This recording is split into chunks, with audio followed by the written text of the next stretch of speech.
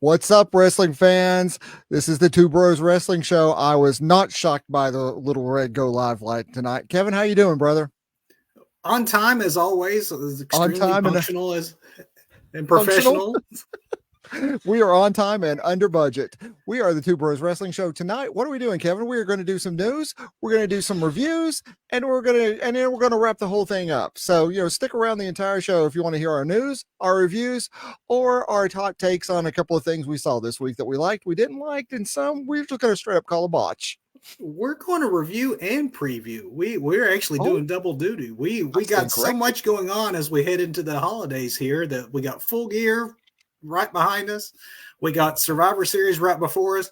We're going to talk about both, Doug, in our main event topic tonight. Let's do it. Let's hear some news, Kevin. There it is. So lots to talk about in the world of wrestling news this week. Obviously, I believe that most folks would agree that Ronda Rousey appearing on Tony Khan's television, that's what we're leading with tonight, Doug, because that's what's going to happen.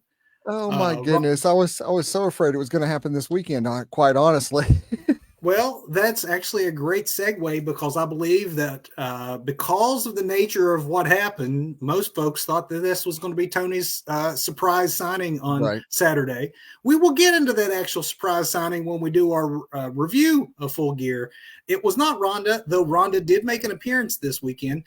Once the cameras stopped rolling on Friday night, Ronda Rousey was on Tony Khan's television for a match that was taped for Ring of Honor that will air later. Ronda has been doing indie dates, which is something that we should have reported. She's been working with her friend, her real life friend, Marina Shafir.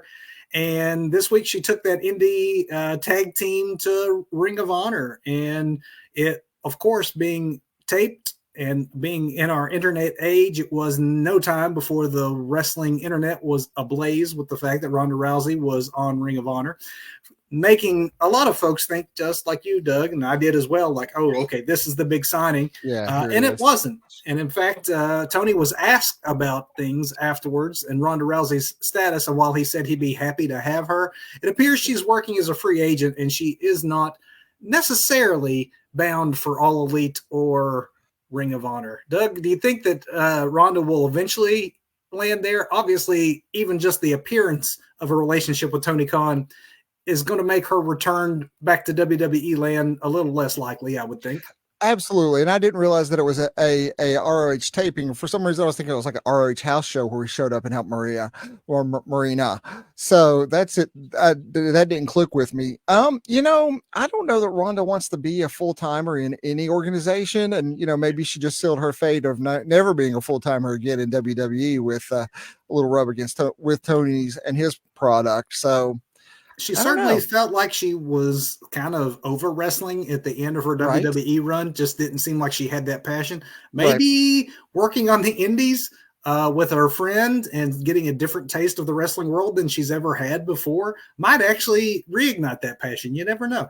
Maybe. Don't you think that AEW fans are a lot harsher than, say, WWE fans? Like, your pop music versus your like indie music. It's kind of the way I see it there.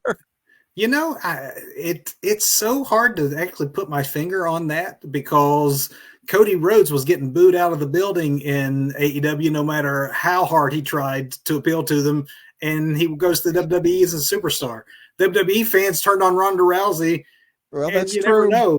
AEW may be like, hey, we've plucked one away, and it's really hard to say these days. Every place is Canada now, I guess. Canada post WrestleMania. We do have a lot of bizarro worlds out there.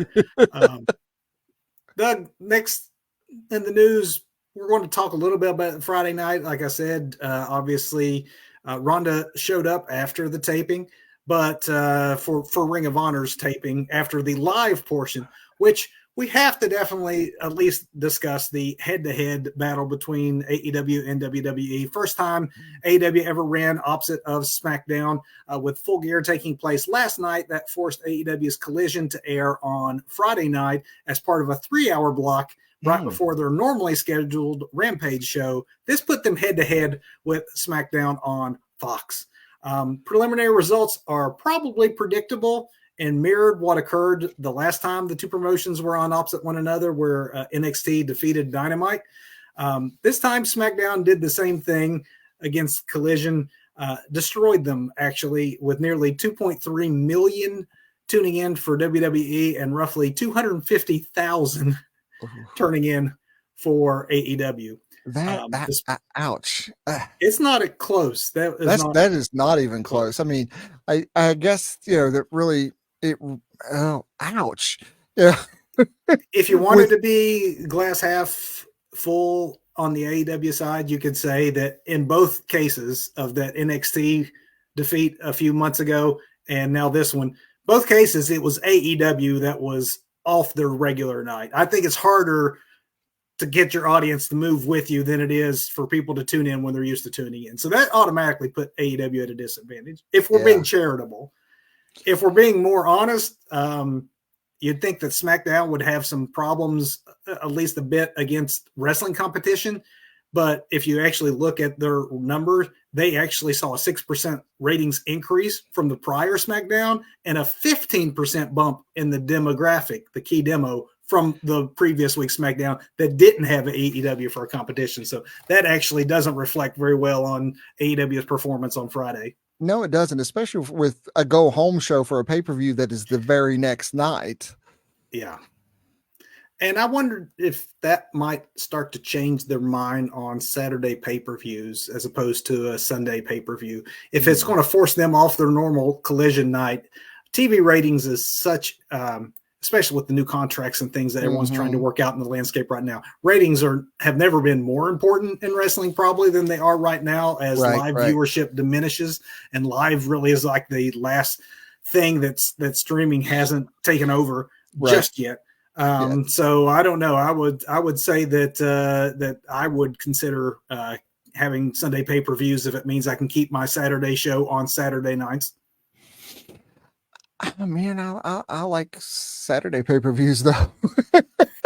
Ratings be damned. I like the Saturday pay-per-views. Hey, it makes it easy for a Sunday podcast of two bros that get on and talk about wrestling on Sunday nights. It totally does. While we're talking broadcasting and things, Doug, well, let's move to the NWA. We've had a lot of NWA news lately from the reported TV deal. Yeah. It's not been a great year. They're not ending on a high note. Obviously, we reported previously that they had a deal in place for a TV product, and Billy kept William Patrick Corgan, the head of the NWA, kept teasing that it was with a big network. It was later discovered that network was to be the CW, and then, prior to that, falling completely apart, it was supposedly in jeopardy because of a controversial angle that NWA ran at their last pay-per-view involving, Father Mitchell and some cocaine. Look it up. Yeah. Last week, we reported that the CW deal was probably dead because NXT swept in and was picked up by the CW. Now we are hearing that tough times are indeed on the horizon for the NWA, probably related to not being able to secure these deals because some cutbacks are reported, and that will include roster cuts and way deep cuts in the production side of things going into 2024.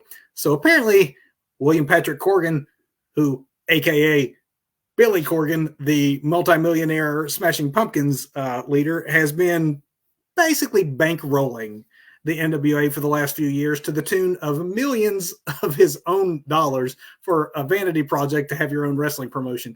And I'm not slamming the NWA. I think they have done amazing work. I love the 605 concept and the old school studio feel, but they have not really secured much in the way of sponsorship.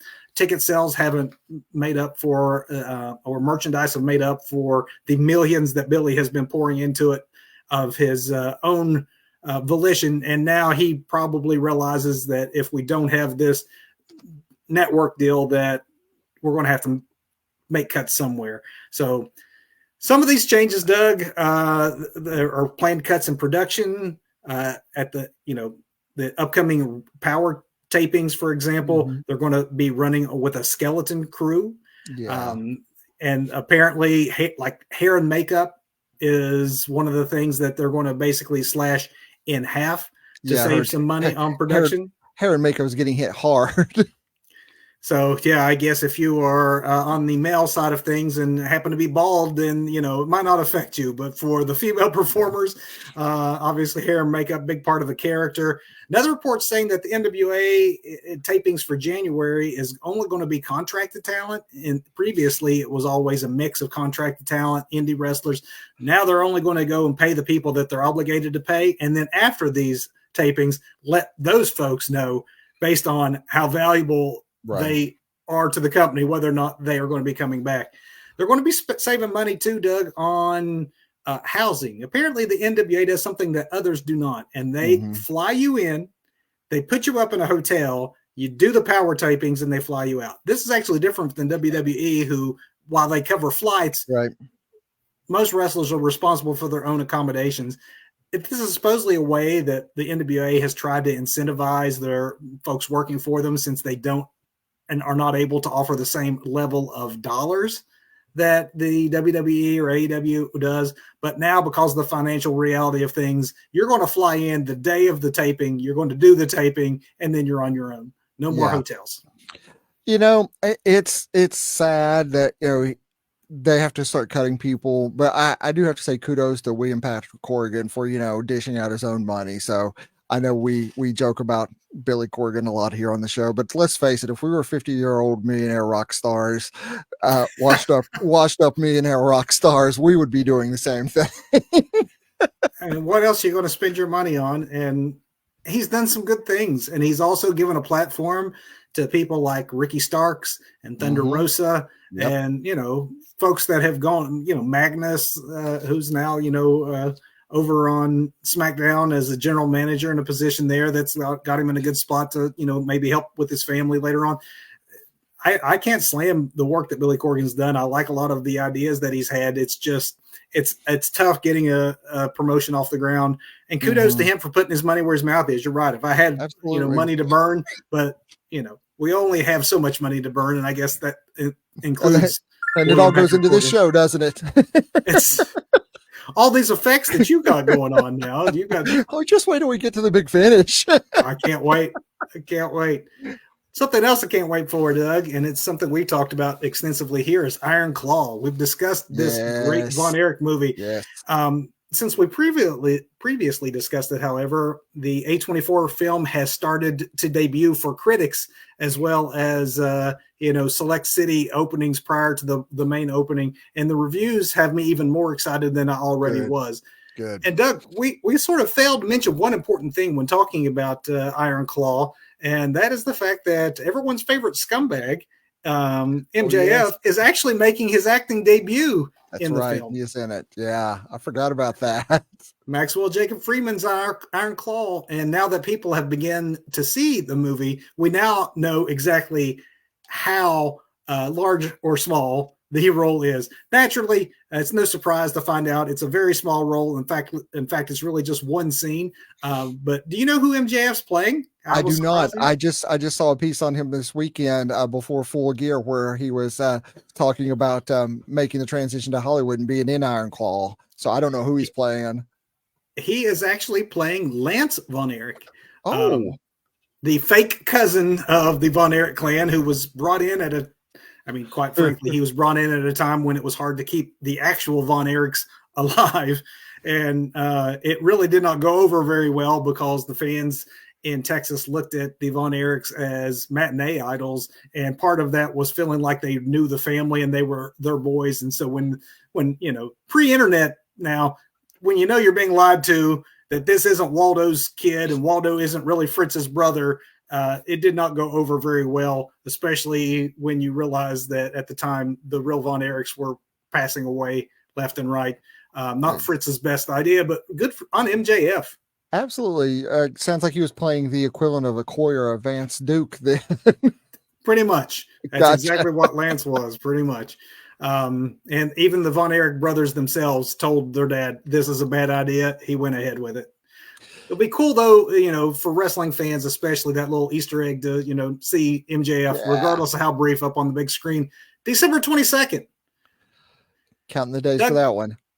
That angle on SmackDown where Santos Escobar turned on Rey Mysterio and smashed his leg with the ring steps, something that fans have been waiting on for a while is that slow turn that Santos has been obviously doing. But it seems that Stair spot was more than just to play part of the turn. It was actually to cover and serve another purpose.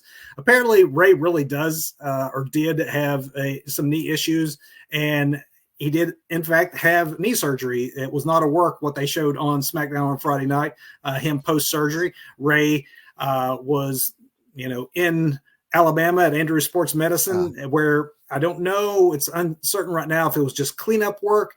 The 48 years old obviously has put work in on those knees. And I don't know if it was cleanup work or a full procedure, but either way, he will likely be out for a couple of months. So get well soon, Rey. Absolutely. Get well, Rey. WWE's taking a page from AEW's book. Just like AEW at All In, where they didn't use the big stage in order to sell more tickets, word is that Raw and SmackDown during WrestleMania 40 week in Philadelphia has made the decision to do likewise. They will be abandoning the large entrance and production stage in order to increase the number of people taking advantage of all the international fans that will be in town for WrestleMania and sell more tickets to Raw and SmackDown.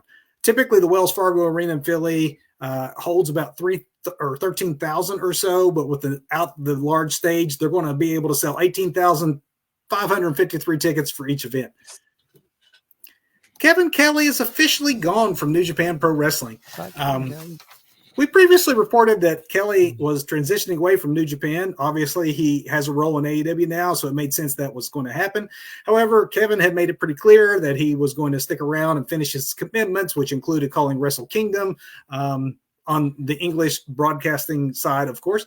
This week, though, New Japan officials announced that Kelly is gone effective immediately.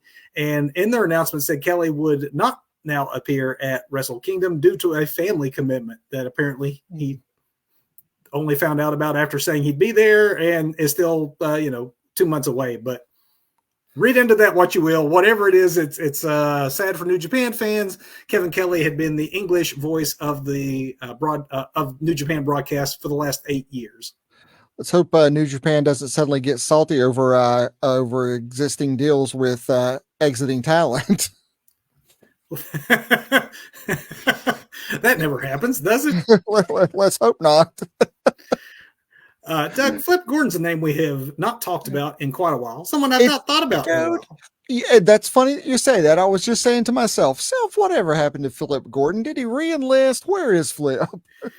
Well, it's good that you asked that question, Doug, because now we know. Yes, he was one of the hottest names in wrestling as an up-and-comer in Ring of Honor. Of course, he would have been around AEW and wrestled some matches for them around the time of that company form. It would have been easy to think that, expected, I suppose, that Flip was going to sign on with AEW and have big things. He kind of disappeared. Even though it never came to fruition, we do know his next move now. He has announced now that he's 31. That's blew my mind. He's 31 already. Wow. But he's signed with CMLL. Okay. Part of that decision may have to do with the fact he also was recently married. And within the last year, his wife is from Mexico. So perhaps he's helping her stay close to family, friends, or whatever. But, CMLL has a working relationship with AEW, Ring of Honor, MLW, and New Japan. So this actually could be his gateway back into the big time. Wouldn't be surprised to see Flip show up on American television. It's kind of like an international wrestling alliance, isn't it? It's like WWE against everyone else. Yeah, exactly. Working together. Well, I'm glad to know that Flip is still out there because he completely fell off my radar. And I was watching BTE the other day and wondering what happened to Flip. Where did he go? Well, here's somebody else, Doug, that you might have wondered about. Kenny King. Where's Kenny King? Well, Kenny King has spent the last year in Impact, which is easy Oh, to miss okay. because Impact doesn't have the broadest of things. But Right. Impact Wrestling only, of course, has a few weeks to go before they rebrand themselves TNA. But Kenny will not be making that transition because before that happens in January, he has asked for and been granted his release from the company. He's been with Impact since February of 2022, at least for his current stint. He had prior runs in TNA back in the day, as well as memorable runs in Ring of Honor. He's really spent most of his career bouncing back between those two. So no word on what this sudden ask for his release is about, if that means he's going to show up somewhere else. Right. Or heck, his next move could be outside of wrestling. He has extensive reality show experience, being a prior contestant on The Bachelorette, as well as Bachelor in Paradise. So good luck, Kenny King. Absolutely. And then the last thing, Doug, before we move to our main event, it's a quick programming note, and that is that this year's annual Tribute to the Troops will, for the first time, as far as I can ever remember, not be a separate WWE broadcast. It's always been its own show. But this year, Friday, December 8th, that edition of SmackDown is going to carry the Tribute to the Troops theme. So Tribute to the Troops. It's been around since 2003, and those first 7 years, they always went overseas to take the show to the troops. But ever since 2010, they pretty much just filmed at whatever arena they happened to be at that week, and then had a separate broadcast with the troop theme. But this year, the show emanating from Providence, Rhode Island, on December 8th, all of SmackDown will be Tribute to the Troops. So mark those calendars, and there you go. Cool. Oh, main event time. Doug, with that, let's hit this main event. We got a double main event. You know, Tony Khan, WWE, these folks like to put call 3 or 4 things the main event. We got 2 main events tonight.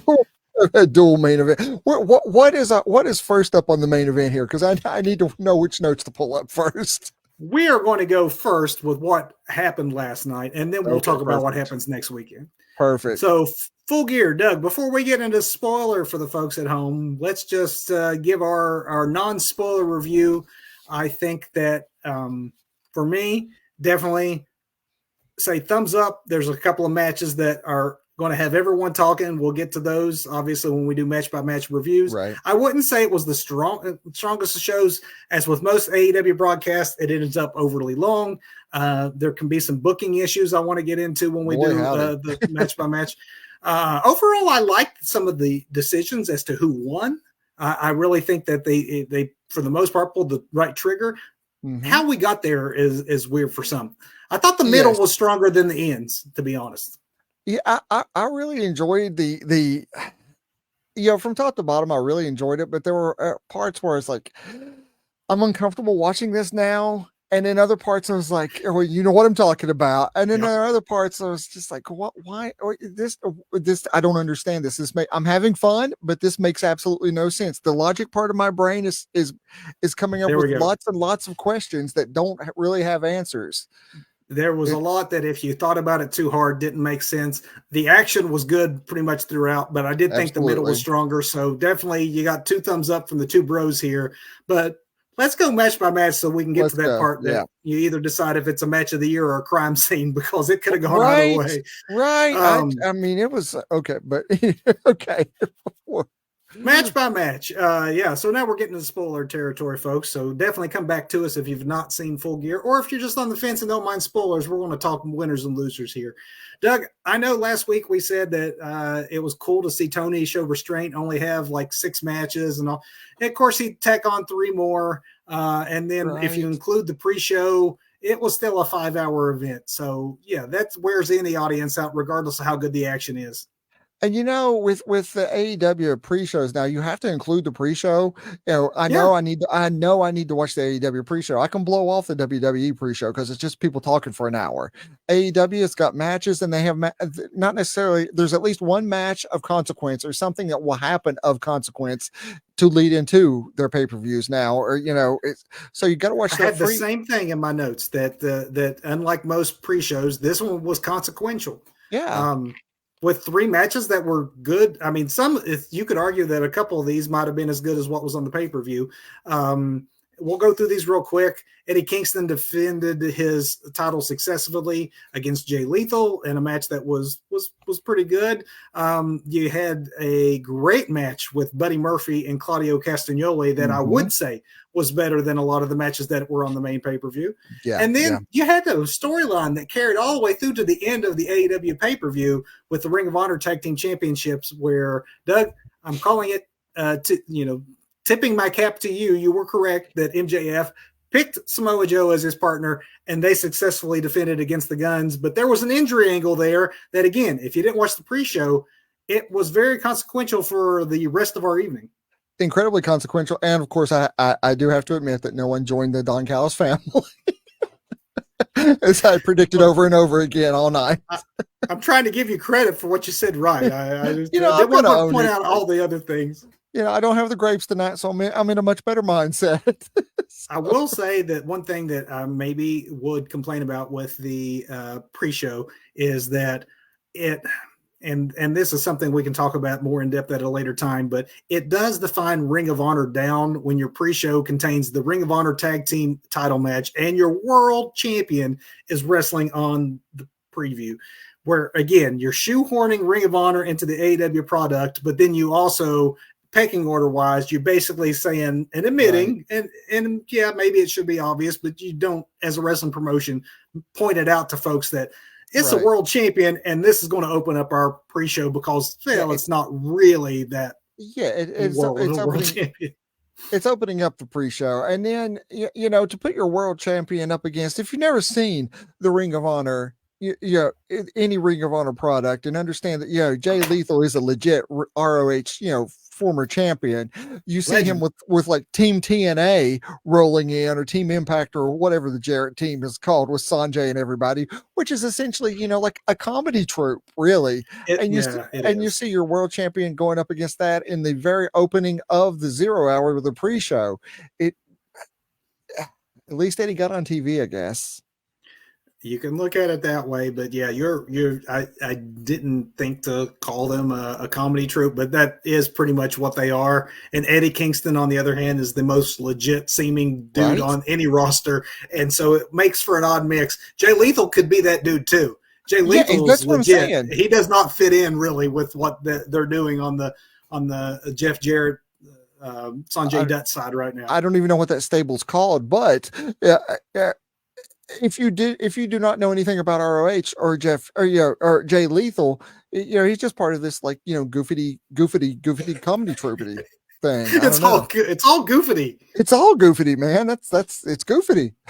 But you can't skip that pre-show because it wasn't like it was just a match that was a throwaway that you don't need to know about. There was a legit great contest, great storyline, and a world title match. It's like, who gets that in a pre-show? But it does make the show rather long. So you're already an hour in by the time you get to match one on pay-per-view official. And so they decide to open with the Sting, Adam Copeland, and Darby Allin contest against Christian Cage, at Luchasaurus, and Nick Wayne. Doug, this match was okay. I mean, the crowd liked it because they saw the legends, right? And I guess there was some smart booking. This one kind of went down as I thought. Poor Luchasaurus was going to eat that pinfall, and he did. And I think it was smart to not have Christian and Edge touch. I mean, they didn't interact. That is the one thing I really liked about that. They never, they saved that. They did save that. And I do like that. Edge didn't turn on Sting as I predicted, but it's okay. It wasn't a TV match, but I think it was an opening hour one pay-per-view match. It got the crowd was into it, and they got to see their legends, and it helps to have Ric Flair there because he's there every step of the way except those weeks he's not. So, except when he's not. But he was there. Exactly. And got involved as well. So, and then Christian Cage runs away and abandons his partners as a heel should do. Absolutely. And Adam Copeland shouldn't be losing his debut pay-per-view contest, and Sting probably won't lose very much at all on his way to retirement. I'm fine for this. Didn't offend me at all. Next match, Doug, And is when things. just one more thing. I did like the matching face paint that everybody had on like Team Sting. You know, it was a nice look. It was a nice unifying look with the black and white and everything. Although Flair didn't get the message about the black and white and came out in purple. He was honoring like the House of Purple. What is it? The Judgment Day, I guess. Yeah, I should have called out that Adam decided to paint his face like his fellow painted wrestlers, but they all had matching. That was cool. Yeah. Doug, this next match was the first one that really okay, this is a pay-per-view contest. Yeah. Orange Cassidy and Jon Moxley, the International Championship. Orange Cassidy defending against Mox. First of all, Nigel McGuinness was on fire last night on the commentary desk. Oh, and that first match, hey, Ric Flair's had more returns than herpes and is just about as welcome. I mean, that was great. All this stuff about, Father of the Year, his DraftKings reference the blood in this match. Of course, it's a Jon Moxley match. It was just Nigel adds so much, and I don't think we've given him that call out yet, just how good he has been on commentary. Agreed. Doug, this match was also very well wrestled. When I said earlier that I think that, there's some booking stuff I want to talk about where I think that they had a lot of the correct people go over, but maybe some of the booking around the logic behind some of the matches didn't make as much sense. This is one of those, the right decision was made because we thought, do they go back to the original plan of maybe putting the belt back on Jon Moxley? Right. And you called this one, did you not? This one I did. That Orange would keep it. And I was like, no, Mox is getting his belt back. And we right this ship. But I like this decision better. Because you made that point last week that this title's bounced around a lot, and they do that too often. They have one, you could argue they have too many titles to begin with, and then when you change them so often, even marks like us who watch just about everything, I sometimes have to wait a minute, who's champ right now? Yeah, you don't have to. I mean, Roman Reigns and Gunther are champs, but sometimes in AEW I'm like, wait a minute. Did that happen, or was that last year, or who has it now? And so I'm glad they stayed the course with Orange Cassidy as a long-term champion. And how many times have you ever seen Jon Moxley? Jon doesn't lose very often. True. And he lost clean. That shows a lot of respect, honestly, that Jon must have for Orange Cassidy to be willing to put over Orange Cassidy without outside interference from best friends or no shenanigans, nothing backfired with the Blackpool Combat Club. He took 6 orange punches, which was really cool sequence there at the end, and then just went down 1, 2, 3. I thought that was fantastic. That might have been one of my favorite finishes of the night for how clean it was. Yeah, and then we had a little bit of a tease about stuff still not quite over, when Yuta and the rest of Blackpool come out and the best friends and everybody come out to, get their respective guys out of there. It's like, okay, then we're going to tease a little bit. It was almost like a mini bloodline angle there. It's like the match happened. The match was really good. It was what this was about, but there was a little post-match action that's going to lead to something else down the road. A nice little tease there. It could. I mean, they have been a crew for a while now. It might be time because I'm not sure unless you insert him. I mean, honestly, one of the reasons Jon Moxley is so above that international title at this point, it's hard to keep him out of the main event. But some personal issues inside the Blackpool Combat Club could be more interesting. So stay tuned to see if that's the direction they go with that. Yeah. Doug, the AEW Women's World Championship, Hikaru Shida was taking on the Timeless One. Yes, she was. Timeless Toni Storm.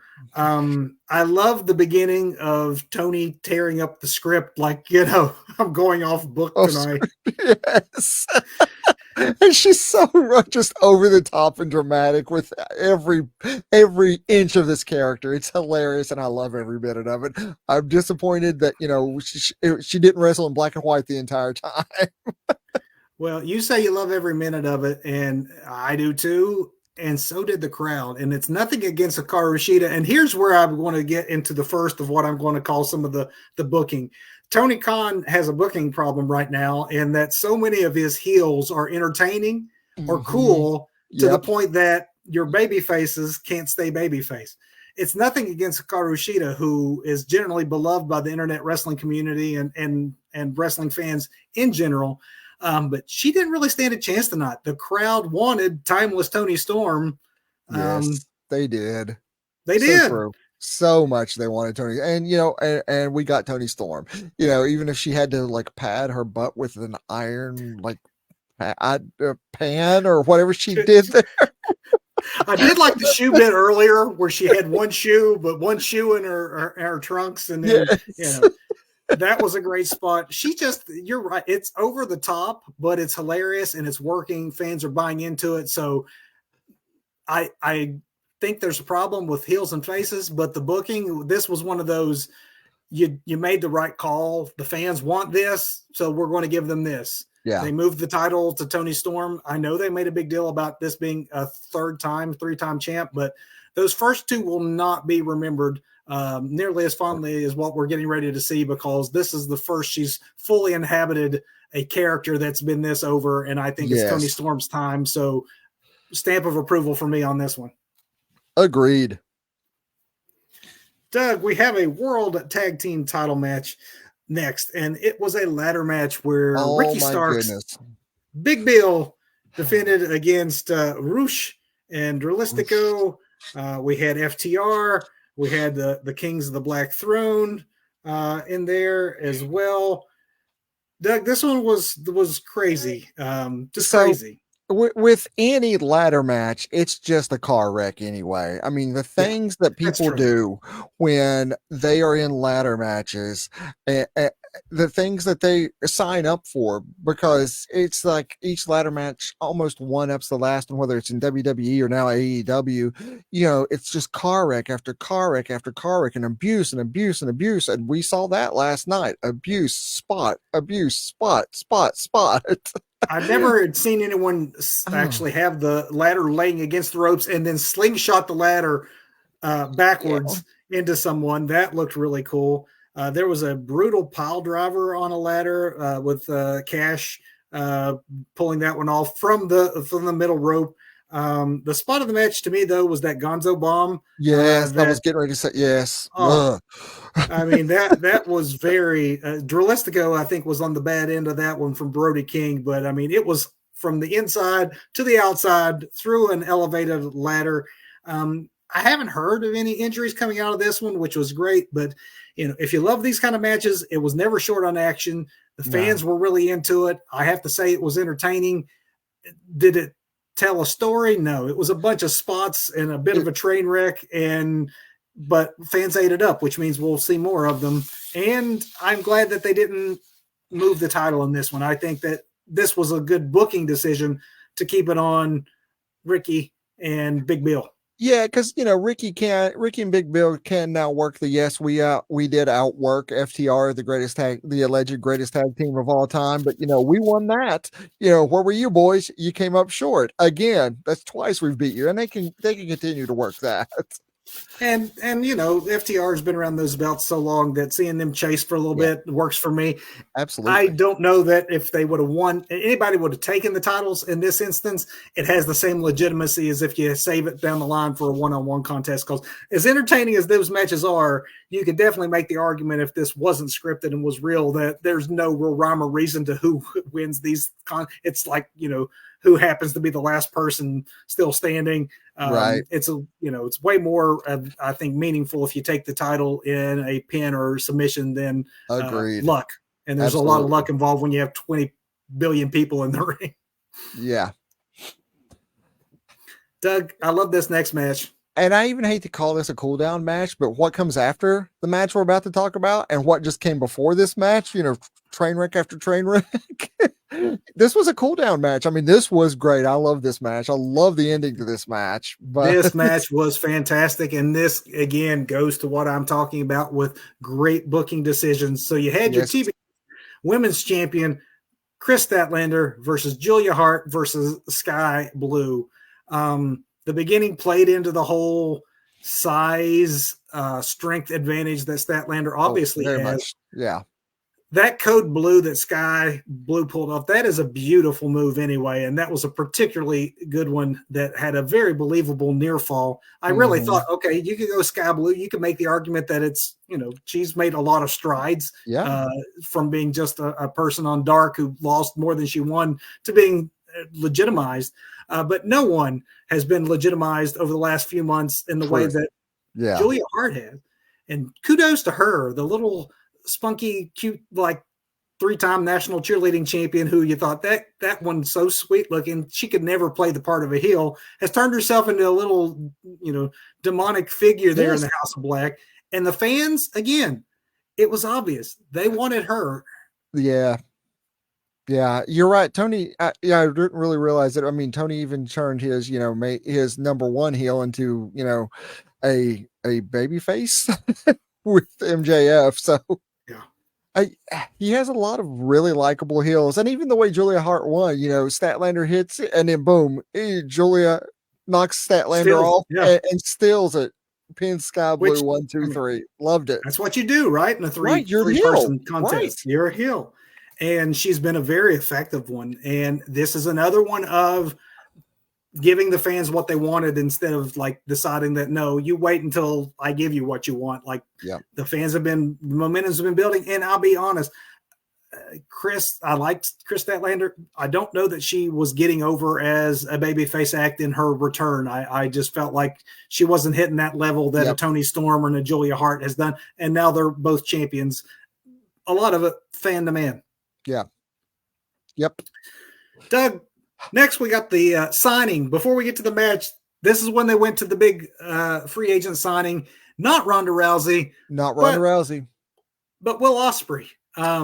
Definitely, here's the thing about it being Will. That's awesome. First of all, it breaks my brain a little bit. This is another one of those plot holes that I had to work through last night because Will is under contract with New Japan. Yet he signed a contract with AEW. I'm assuming that's all on the up and up and legal, but it sounds like, they had problems with another one of their announcers who's going to AEW. But beyond that, you got Will Ospreay, who's not officially been all elite in the past, but it's like, hey, here's Will Ospreay again. I ain't complaining, but but at least it lived up to the hype. At least it wasn't, like Ronda Rousey or somebody that we don't really want to see. At least it wasn't like Bill Goldberg or something like that. It is definitely a main event level signing, but to your point, when you've already where they blur the line so much as to like having this open door policy, it's really cool in the moment, but it does kind of like water down like again, nothing against Will Ospreay, main event talent walking in the door, and that will be a few months from now. And he did make that clear. I need to finish up my commitments, but when you've already seen him wrestle under an AEW banner, to the average fan that doesn't watch these types of shows, doesn't dig onto the internet for these types of information, they're just confused. Like, wait a minute, we've seen him before. Like, isn't he already all elite? I don't think the average fan knows the difference between a free agent working for Tony Khan and who's actually got the name on the dotted line. So, agreed. It's Tony's whole like, hey, I got this really big announcement. And he hypes these things up so much that it's almost, even when it's this cool, it can't help but be a bit of a letdown when fans are like, oh, wait a minute, he's already been all elite or wrestled for you before. Exactly. Then it gets a bit confusing. But again, I am all for Will Ospreay, all for this, and I'm calling it now. Will Ospreay, Wembley 2024, AEW New World Champion. That's when he takes it. That's it. I would not be mad at that at all because he is world champion material instantly as a main event player. The second he's a regular on the roster, I can't wait to see what they do with him. Yeah. I think that was probably part of Tony Khan's enticement to bring Will to, other than Will having all these people he already knows here and has worked with in the past. But, hey, we have Wembley. We have Wembley once a year. Your debut at Wembley could make you world champion. Come on over. The grass He's already teasing. Yeah. He's already teasing it. And that's another thing. I think it's cool that they're already building Wembley 2024. 8-9 months away. Yeah. You make it a big deal. Make it a big deal. Making a big deal, Doug. We're going to transition to this next one, dude. You talk about making it a big deal. We have a Texas death match. Swerve Strickland against Hangman Page. I will say right now, Doug, we were both wrong, and I'm glad. The outcome of this I thought was the right one. We both thought that Tony would give in to even Steven booking, but by the end of this, regardless of what you think about the match itself, we're going to get into that. But by the end of this, Swerve is your victor, having taken both of the marquee matches against Hangman. You talk about a future world champion. Swerve's a maiden man. He comes out of this looking like absolutely the baddest man on planet Earth. You know, there is so. First of all, I think we've talked about this before in Moxley matches. I do not like matches like this. When I was 20, I thought these were cool, and would see Mick Foley, in these death matches, and I was like, "Wow, this is crazy! I've never seen this before." At this point, I'm 30 years gone from that. And I'm watching it, and I'm like, why is he stapling this man? Did he just staple something to this man's face with a staple gun? What am I watching? I want to see Swerve Strickland and Hangman wrestle, not do this garbage John Moxley stuff. Having said that, I don't even know what I saw. At points, I was uncomfortable. I think Hangman may be a vampire now. Swerve is a beast. Yeah. I mean, it was absolutely, your enjoyment of this match will be directly proportional to your love and or hate of hardcore wrestling. This is about as violent a match as mainstream professional wrestling gets. It was not hyperbole when at the end the announcers were saying that this is possibly the most violent match in the history of AEW. I'd say it is the most violent match in the history of AEW. And they did make it personal with the whole home invasion. So, yes, it probably should be violent, but your enjoyment of what happened will definitely be dependent on your tolerance for this type of wrestling. But there's no doubt about it that they gave everything and more. The staple gun at the beginning was already having me cringe. I had no idea that it would go way beyond just that. They went for 30 minutes of this. Swerve stapling his own chest. Hangman's putting his child's refrigerator art on Swerve Strickland's face with a staple gun. Swerve was bleeding profusely, and then Hangman Page gets underneath and starts to drink the blood. And we're not like exaggerating, like appears to drink the blood. He was letting the blood drip into his mouth because it was just a river of crimson at this point anyway with Swerve. And here poor Nigel McGuinness is on commentary, a man who famously retired early from wrestling and blamed it on a bloody mat where he claims he caught hepatitis, and he had been a strong proponent against blood in wrestling from that moment on. And yet here he is calling the bloodiest match of the year and one of the bloodiest, and a man literally drinking another man's blood on live television. It was uncomfortable at times, Doug, but you can't, there's no denying the effort, the spots, the pile driver on top of a barricade. You had you had the glass spot. You had the barbed wire when he hit him over the back with the barbed wire. You saw that one on slow motion. You could see the one strand actually coming loose and catching him in the face. Mm-hmm. I mean, my wife was in the room but could not continue watching and just like had to turn away. And I, meanwhile, just was engrossed, eating it up. I almost felt guilty that I was so engrossed by it. There's just something primal about watching this that I'm not sure if I was uncomfortable watching the match or uncomfortable with me watching the match after a certain point. You know what I'm saying? When I try to, and I know that maybe AEW does too many of these blood and gut kind of matches for it to mean as much as it would in certain circumstances, but this was a level above. It reminded me of like when I was a kid. I'm like, this is like Magnum TA and Tully Blanchard in their I Quit match, or the Greg Valentine, Roddy Piper dog collar match, where something feels like it crossed the line, but it also made it so memorable that I do Yes. truly believe that this match will go down in history as one of the greatest Texas death matches of all time, even for those of us who maybe didn't enjoy every aspect of what we saw. They will talk about this match for years to come. You know, there's already a bunch of internet chatter about it being match of the year. And Yeah. when I think match of the year, I do not think this kind of wrestling at all. I mean, I cannot deny what these performers did. Eh, How many times did you think it was over? Oh, so many times. And then There were times not I was actually hollering at the TV, just stay down. stay I don't care down. who wins, just Just stay down. stay down. I Right. mean, the fans started with the fight forever chant, which was, again, a testament to the men involved. But I thought, no, if they try to fight forever, one of these two men is about to die. Somebody is going to literally bleed out.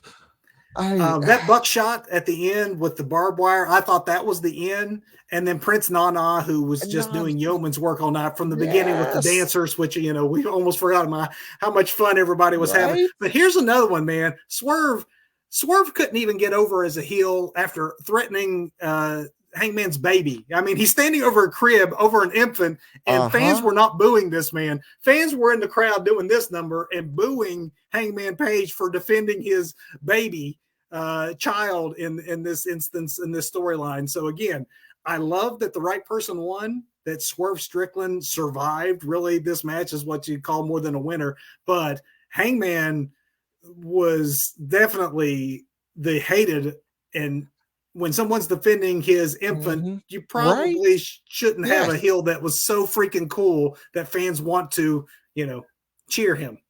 And here's a problem with the booking of everything that comes after this.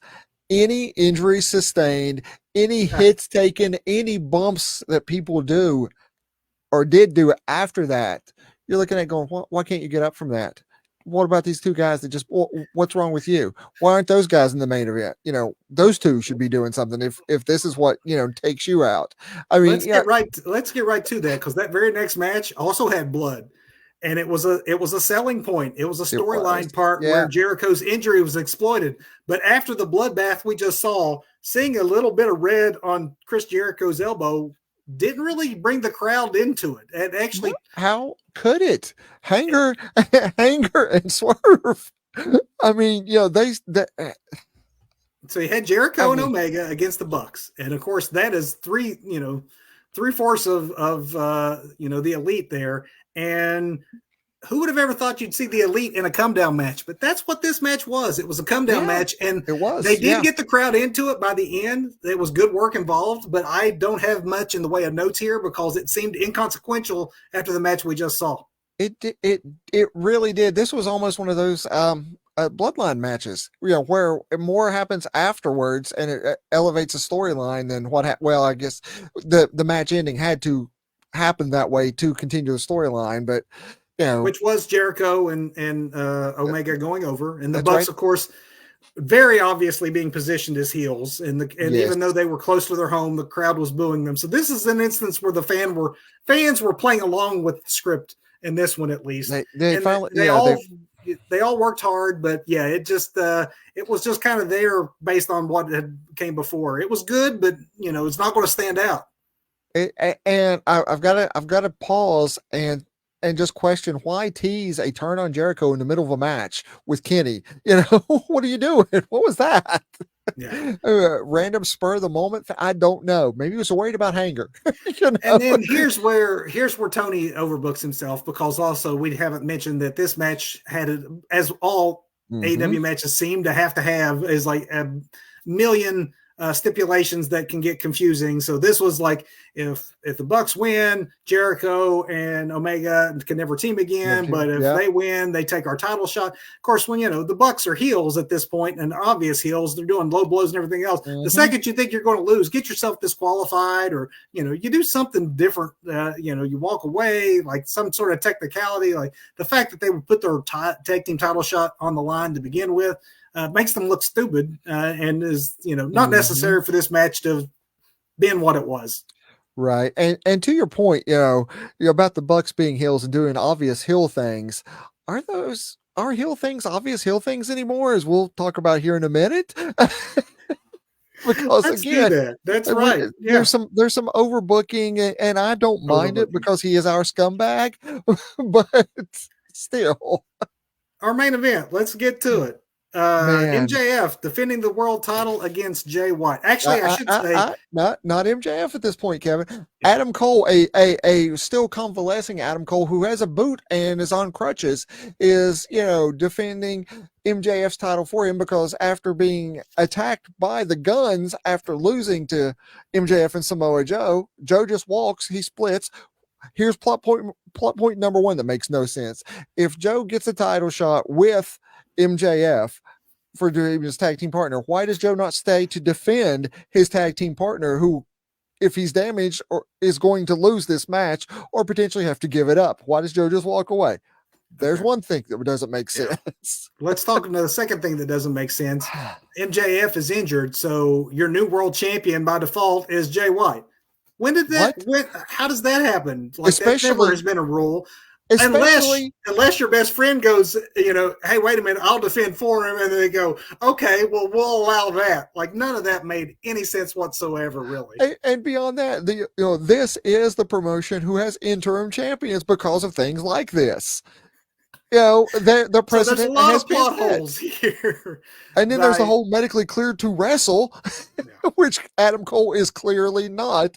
But he goes and talks to Tony and says, you know what? That sounds like a great idea. You take on Bullet Club Gold. Is it also a wise thing to tease that in, your pre-show that your main event may now no longer be happening? Please buy. Right. There's a lot here where Tony Khan honestly can be his own worst enemy, and this was on full display because, truth be told, I like the match and I like both men involved, but I actually think without all of the nonsense that was overbooked by it, it would have been better. MJF was having to sell that leg so much that it was the story of the match to the match's detriment. These two would be capable of having a main event level match, and instead MJF was forced to sometimes sell the leg, sometimes not when a big spot was required. Yep. Jay White looks like he can't beat a one-legged man, so it kind of buries him. You could have just had a straight-up match and everyone would have been happy. Instead, you had a match that was honestly less than it could have been because of the injury angle. It was I really enjoyed the match. I think it was because of MJF, because I've been asking myself since I love that elbow drop to the floor. Okay, first off, MJF for that gets kudos later in our next round of next segment. But that was great. But MJF did so much. Jay White played his role. I mean, he's the sneaky, cowardly heel anyway. Jay White's doing the thing he needs to do for now. I want to see a dominant switchblade at some point. Not going to get to see that now. Of course, I should have known that since he's running around with the Guns. It tries to legitimize the Guns, but I think just being with the Guns brings him and Juice down. Because I think Juice is a grade A talent as well. But I did love that whole over the top rope cutter that MJF did. That came out of nowhere and it looked fantastic. Out of nowhere. And Adam Cole, here's the bumbling best friend. Here, take the belt. Oh no, Jay White stole the belt and he's gonna hit him while the ref's back is turned. Here, take the diamond ring, Is he bumbling or is he Santos? I was getting Santos Escobar vibes of just leaving the thing in the wrong spot and oops, you're taking this from me because I'm on crutches and I can't hit you with it. There's part of me that knows that at some point this relationship's going to break down, and I think it's going to be Adam Cole who goes heel. I was watching this and thinking last night, especially afterwards, two things I'm thinking. Would I have loved this half as much if it was John Cena because we got shades of Super Cena there was definitely that for sure. Would I've enjoyed it that much? And Adam Cole stole the mask, didn't he? Adam Cole's the devil. Adam Cole is the devil now. After watching that, I'm thinking Adam Cole is the devil. Teases the throwing that in there. Even Nigel, even Nigel sets it up, man, because he's talking about, is Adam Cole at ringside more of a distraction and a problem for MJF? I think he's Yeah, Adam's the devil, and and yeah, It was go an with that. entertaining main event, but it wasn't nearly the match it could have been. And the No, middle part was so strong with some of the work from the women, that ladder match, of course, the Texas Death Match, that Texas. it's the rare pay-per-view. A lot of pay-per-views we talk about, see that first match because they get the crowd hot, see that main event. Honestly, it was the middle that carried this one for me. And here's the thing too, going back to Jay White. I mean, Jay White playing the cowardly heel and everything, but you look at that Texas Death Match and you're like, why is it swerving this main event? You're losing an ass kicking contest to a one-legged man right now, Jay White. Definitely. Yeah, I did. Did him no favors. The whole injury angle was overdone. No. But Doug, with that, we're at what would normally be our time, but now man. we are going to the second part of our main event. I have heard from Tony Khan that we're going to stick with this to the finish. So we're going to go long. We only have a few matches that are actually announced for Survivor Series, which is next Saturday. Doug, we want to start with a match that isn't booked yet, but we're predicting. I think that it's pretty obvious that they're going Solo Sikoa versus LA Knight. LA Knight's a hot act, the hottest thing in WWE. They got to keep this going. Got to get the bloodline in this mix of LA Knight still. And so I'm saying that match gets booked, and I'm saying that LA Knight is going to go over. Absolutely. How can he not? After taking the loss last time, you keep him heated up by having him win. Agreed. And see, we got a thumbs up on that one too. Thumbs up. Doug, the matches that we do know, I want to start with the non-title, non-war games match. All right. That is Carlito versus Santos Escobar. This has all been set up by a really great heel turn by Santos Escobar. I've always liked Escobar as a heel, and I think he works better on that side. This whole slow burn against, like, it should have been me, Rey Mysterio got solved. You know, you're either with me or you're with him. Like, he didn't just turn his back on everybody. It's believable the way that he went about, like, you know, you let this guy in and no one, you know, Carlito just comes along and kind of takes my spot. And I'm the one that formed the LWO and brought you in. And it's very believable. I like him as a heel. I think that in order to keep him over as a heel and to get him ready for Rey down the road, he has to beat Carlito. Yes, that's exactly what I was going to say. You know, we are at the start of this. You know, if Carlito wins now, it just stops all momentum of this that's developing. So it's got to be him going over Carlito. Carlito's, you know, I hesitate to call him a legend, but you know, he's old school, you know, Attitude Era WWE. You know, he can take some losses here to build the story, which will happen. Yeah. He's probably just happy to be back on the roster, honestly. And this is probably the reason he's back, is for moments like this to be right. You're someone the fans care about, and while they still care about you and are happy to see you back, you're going to help take Santos up a notch. Yep. I'm cool for that. That's the way they got to book it. This next one, I think we might be in agreement on too, as far as the way they got to book it. It's been a remarkable year for your women's world champion, Rhea Ripley. She has completely dominated the women's ranks and all of women's wrestling, honestly, to me. She is a shining star. The head of a heel faction when have you ever seen the woman not be the eye candy? She's the alpha in the group. She's the leader. I love it. Yes. And I love it too. Zoe Stark is actually winning me over a bit. I was a little down on her before. I've come around to her in-ring work. I still don't think, though, there's any chance in the world that this goes any other way than Rhea retaining. Absolutely. Mommy retains for sure. Mommy always on top. Always on top. Yep. Agreed. Doug, we're going to get into the last two matches that we have here. All right. And they're both. We are speed running this compared to what we just did. Well, we only got a handful of matches here. Well, true. And the point I want to make before these first two is that, no, this is not a preview of the War Games pay-per-view. This is a preview of Survivor Series. There are multi-person matches in the legacy of the old school Survivor Series, but there are no traditional Survivor Series matches this year. Instead, they decided to shift the War Games concept from NXT, where it has been for years and years now, to the Survivor Series pay-per-view. I'm not a fan of Survivor Series style matches, so I really can't say that I mind too much. Right. But do you think it's weird that we're having a Survivor Series It's like pay-per-view with only War Games matches? Yeah, I do. Yeah, Survivor Series War Games. Yeah. I love the War Games concept way better than I ever did Survivor Series. Mm-hmm. But I don't know. After coming a week after what we just saw last night, I don't know how a WWE style of non-blading or anything is going to have a War Games match that's going to seem violent at all compared to last night. But nothing I'm going to see on my TV is going to compare to what I saw last night. And again, I'm still not sure if I'm uncomfortable with the match or uncomfortable with my enjoyment of that match or somewhere in between. Because it was difficult to watch and difficult to endure after a point, and I don't know why that was.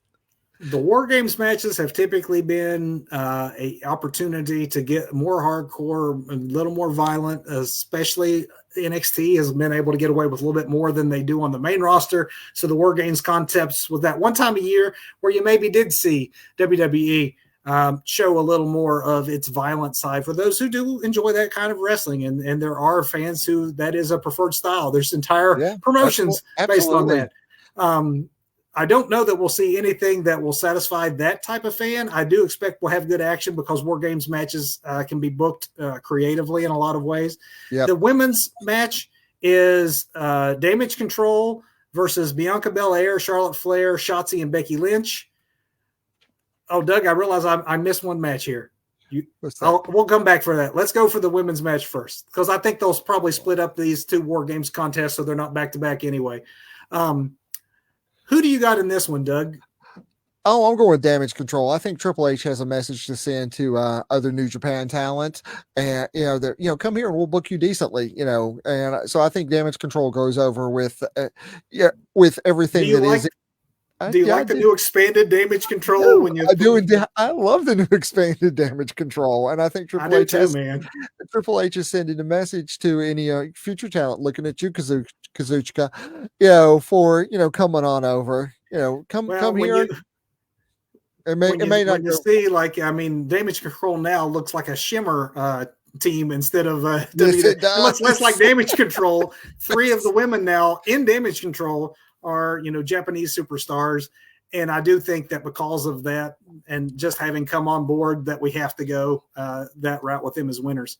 Yep. I mean, you got a good team on the other side, but it's this sends a message beyond beyond the entertainment value here. I think this sends a message to anybody, kind of like Cody Rhodes on that side, sends a message for with Cody and everything that Cody's done. Come here. The grass really is greener. I promise it. Vince I think it is a way to make a point to show that, and I also think that since there really isn't any real reason on the other side to have those particular women be close to one another, it's a good chance to have them dissolve into whatever next issue that's going to be amongst those folks. Agreed. You're developing storylines and pushing things forward the way wrestling should be.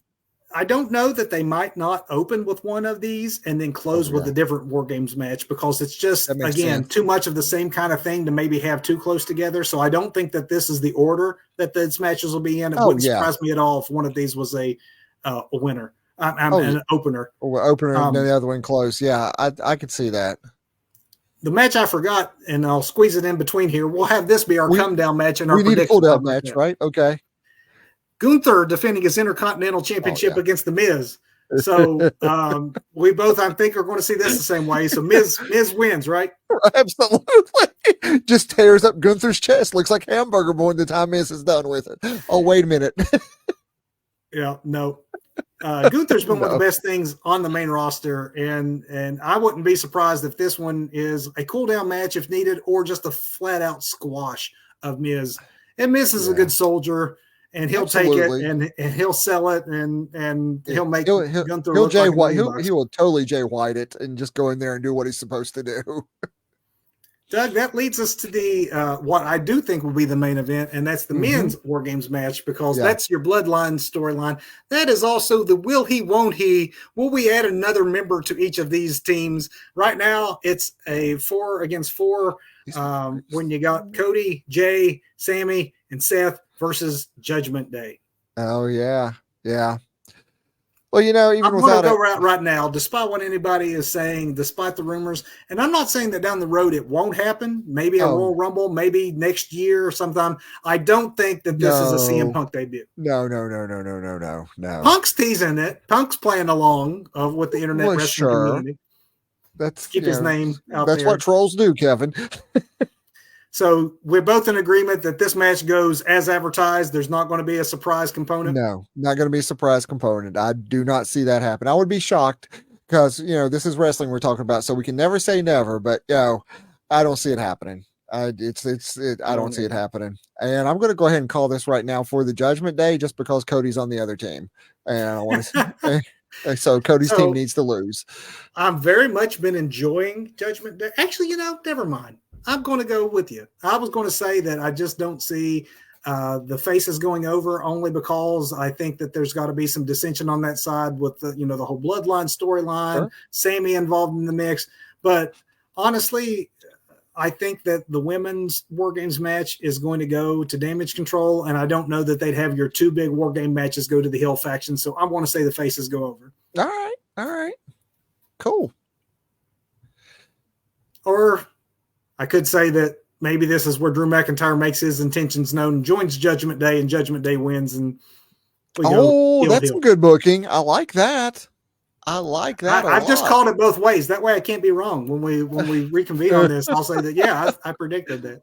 I'll be honest. You could make the argument on either of these. I think in these multi-person matches, and you can disagree with me here, but I do think in these multi-person matches, it's the moments that stand out more than the winners and losers. So I think they probably could get away with having heels win both of these matches. And as long as people have enough sympathy, or you have some moments that people ooh and ah and, holy ass chance or whatever, right. I think the fans will forgive Fight forever. Yeah. Yeah. They will not remember which team actually won. That's true. Fair enough. So yeah, I'm going to say all heels. All heels all the time. The Two Bros Wrestling Show. All heels all the time. That's right. With that, Doug, we have reviewed. We've previewed. Yes, we indeed have. What do you say that? Let's take it home, Kevin. Let's take it home. What do you want to do first? Botch of the week. Man, I'm going to go with just overall booking issues, overbooking, nonsense that didn't need to be as complicated as it was. I enjoy it. Yes, I am a AEW mark. I'm not like some wacky tribalist though, even though, Cody really, burns my buns. What's that language? I know, right? I'm going to get us demonetized. But there's just some ridiculousness there that did not need to be there. I mean, Tony, what are you doing, man? Come on, reel it back in just a little bit. Just a little bit. That was some ridiculous overbooking. Doug, I am going to. I'm agreeing with you. My botch of the week is Tony Khan's overbooking. I know you're not an apologist. I used to tease you about, being Dynamite Doug and all that, but I have to say that as much as I love AEW, and I love AEW, I do think that the wear and tear of being one man who keeps stretching himself thin is starting to show. The seams are starting to show on Tony Khan's overbooking. And he desperately needs a writer's room to help him, because it's all the logic you just talked about. I want to go back even to the main event of Dynamite on Wednesday, right? So again, you have this all out multi-person. We're going to battle around the arena, battle around the stadium, whatever you call it this week. We've seen so many of these matches that it desensitizes this, one, to the violence and the risk that are actually involved. And then two, they end up with so many like weird plot holes. Like, it was amazing to see a Will Hobbs power slam Paul White. Yes. And that's a big dude to get up. That's a legit feat of strength. Yes. And then you have the announcers calling out that Paul White has been effectively taken out of this match. And we haven't seen Paul White. He never factors back into it. Will Hobbs comes back down and fights more people. And I'm thinking, why didn't you just pin him? Like, if he's so out of it and you practically kill the man and it's a falls count anywhere garbage match, you could have just won and saved everybody a whole lot of, maybe Chris Jericho wouldn't have got burned, or just like there's just. And then you got Kota Ibushi, literally one of the world's greatest wrestlers, who's yet to really show that in AEW, doing the Pee Wee Herman around ringside, barely tapping guys with a steel pipe, and they're flopping like they're having to sell it like they've been shot. Yes. It's just, again, Tony, you take the whole like last night angle where, well, he can't compete, so you're just the world champion unless your crippled friend wants to defend it for you. I mean, there's just so much that is unnecessarily unnecessary. I mean, unnecessary. It's just so much unnecessary overbooking. Doug, how about the performance of the week? Okay, I'm breaking out lasers for this, Kevin. Uh-oh. Look at that. Look at that. Look at that. The performance of the week has to go to the match that made me feel uncomfortable. Wrestling should make you feel something, whether you're laughing, you're sad, you're happy, you're whatever. I still don't know what feelings I was feeling while I was watching this match, but it has to go to what Hangman and Swerve did. It is indeed Swerve's house. I would have loved to see Swerve prove that it's his house in a very, very different fashion. But again, you look what Swerve went through, and then you look at the number one contender, the man who lost to a one-legged man in an ass-kicking contest. That's a different kind of contest. That's on the OnlyFans version. And Jay White, and you're like, okay, Swerve should be in a main event. Look at this versus what Jay White just went through, or even Brian Cage, really, for that matter, when that comes out and gets taken out immediately. I mean, I think Prince Nana lasted more than Cage did when he came out. I can't argue with you, man, on those performers. I'm going a different direction, keeping it tuned to last night.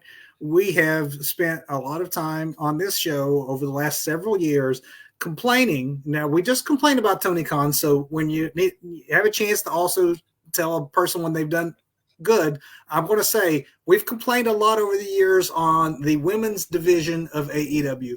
I'm giving my performance of the week to the women of AEW for taking the bull by the horns and hopefully getting over that hump and getting the women to the level that they need to be on. You had a Sky Blue, 24 years old. There's a youth movement going on. 24 years old, who has gone from a jobber on Dark to legitimately being one of the best workers in the company, who's also over. You have Julia Hart, who went from being eye candy to, Griff Garrison, who's maybe still on the roster. I think he's still, he is. He's on ROH, but she's the star now, and she's your women's champion. She's 20 years old. You have timeless Tony Storm defeating a very popular and in-game Hikaru Shida. Like, it was a great night for the women, and in every instance, it was the right booking of those women, pushing them to the spots the fans wanted instead of barely paying attention to your women's division and throwing those crumbs. They listened and they responded. And so kudos to the women for taking advantage of the opportunity they were given. I cannot wait to see where they all go from here, and hopefully all have long, memorable reigns. Absolutely. Doug, match of the week. So before we get the match of the week, I want to swing back around the performer, because I do want to say this about MJF. And this could have been a botch too that we could have called out, but that rigged table when the MJF sets Jay White up on it for like this diving elbow from like the ring, the table just collapses, when Jay White's on it. The rigged table goes way too early. MJF could have caught an audible and done anything else. What does he do? He goes up and does the spot anyway. Nothing there to break the fall, except Jay White on the floor. MJF goes ahead and does it anyway. But, it still doesn't compare to what happened with Swerve and Hangman. So let me swing back around to Swerve and Hangman now, because it's a great segue. People are calling it a match of the year already. I don't know that I can do that. But my goodness, it has to be the match of the weekend. The match for me, that is the match of the week. Absolutely. I don't know if I could argue with anybody who's wanting to put it in the match of the year contender. I do think there is a place in wrestling for extreme violence and those type of matches. Now, if you do it too often, it loses everything, and everyone feels like they have to push the envelope to the point that people are going to get legitimately hurt. So, Agreed. Was it the most responsible match? Did they cross that line? You could argue that they absolutely did. But for hardcore matches, for brutal, we will always remember this most violent of contest type of events.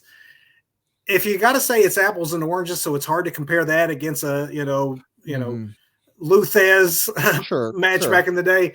It is apples and oranges. Does that mean that what they did last night won't stand the test of time? I absolutely think it will stand the test of time, and it has to at least be in consideration for match of the year. I said it earlier, and I mean it. You're either going to think of this as a match of the year contender or an absolute crime against the sport of professional wrestling, and maybe just a legit straight out crime anyway. It was things they did. Truly a crime scene. I mean, yeah. Wow. I've never seen so much DNA left around the ringside, and it was memorable, whether you loved it, whether you hated it. We're all talking about it. We will be talking about it and debating it for some time. These two men left a mark, however you want to view that mark. There we go. I'm doing that. I still don't know how I do that. I know how to do the lasers now. It requires a button that, just is triggered by my thumb from time to time. Doug, triggering from time to time. We will not be pulling any triggers next week. That is the Two Bros Wrestling Show. Actually, it's kind of for the year. We actually have one more broadcast left, but it's not the Two Bros Wrestling Show that people will be seeing when we come back. It's the Two Grinches Wrestling Show. Indeed it is. And Grinches, indeed, there will be. There are some interesting prototypes for thumbnails. You look forward to that, if nothing else, fans. We appreciate your support. We appreciate you watching us do a double duty show tonight. Wanted to get both a review and a preview in. Before we take next week off, we are going to be spending the holidays, as we hope you all are, giving thanks, being with your family and friends. We will see you back here the following week. We have one show left this year, December 3rd. It's our Christmas show. Indeed it is. You can't miss the last show of the year. Join us December 3rd. Until then, fans, go watch some wrestling. We love you. I'm Doug.